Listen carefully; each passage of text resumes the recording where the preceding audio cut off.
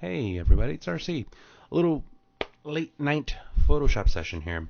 So we have Adobe Lightroom 1.1, and I wanted to spend some time talking a little bit about a cool new feature that we wound up having here, specifically the sharpening. Now, I took this picture at my friend Bonnie's wedding, and this is of little Jana.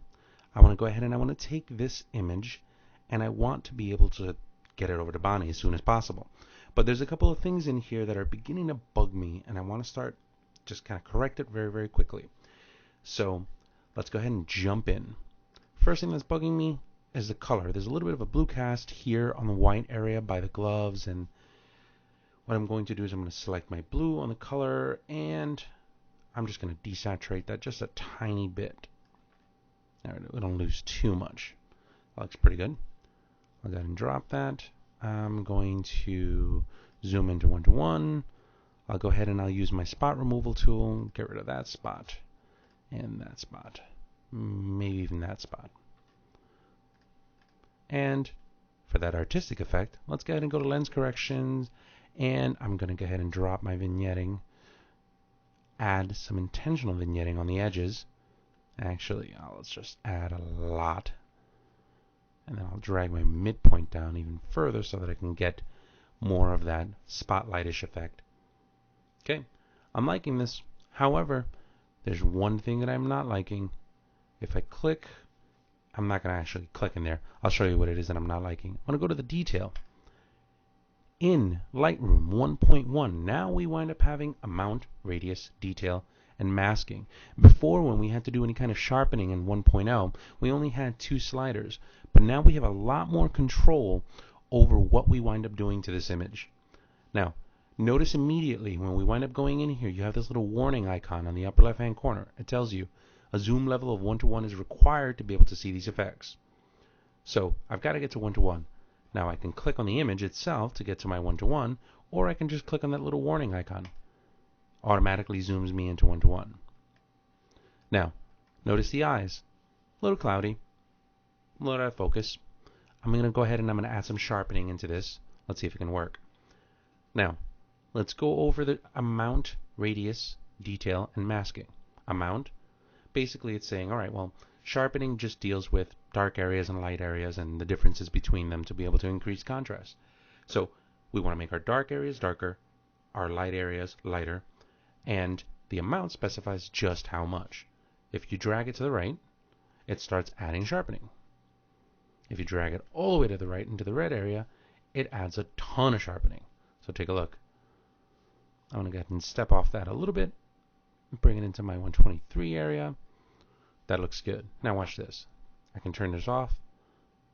This is before, after, before, after. I can do that all night. I'm not going to. Now, take a look at radius. What radius says is, let's go ahead and find those areas that we wind up having that are dark and light, and it says, let's go ahead and take that sharpening effect, and how far off those areas do you want it to be able to go? More often than not, a radius of 1 will work well. If you have high resolution images, you might want to bump that up a little bit to get more of an effect. If you don't, keep it at 1. Now, detail.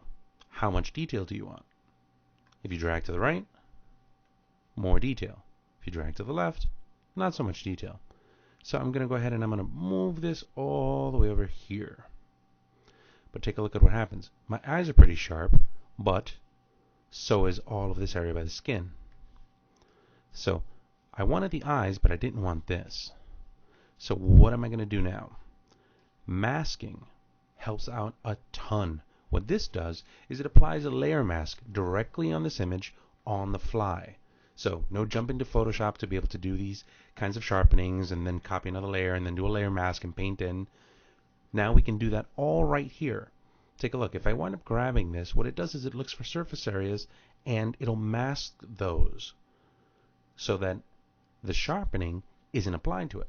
So if I drag it over to the right, notice what's happening to the skin.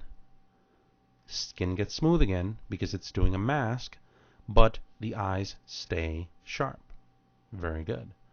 Take a look if I turn this off. That was before. Keep your eye on the eye. Turn it on. Sharp. Not sharp. chart. So here's another cool tip though. If you hold on the Option key or the Alt key on PC and click on the masking area, it shows you this very, very scary picture. That scary picture is the actual mask. So you can actually see what it is that you're doing.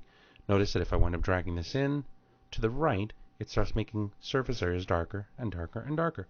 So now you have the forehead, you have the cheek, you have the bridge of the nose. That area seems to be pretty dark, but the eye stays white. So now we have that good sharp image. Both eyes look pretty good. Now, instead of turning this off and on to be able to see what this looks like, I'm going to go ahead and use my before and after. Take a look right here. The YY shows me a before and after view. If I click on that, there's the before on the left. There's the after on the right.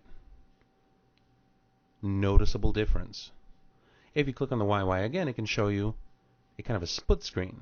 Notice if you're sitting on the left, it's before. This is after on the right. So you can see that looks really good. That doesn't. That looks good. That doesn't.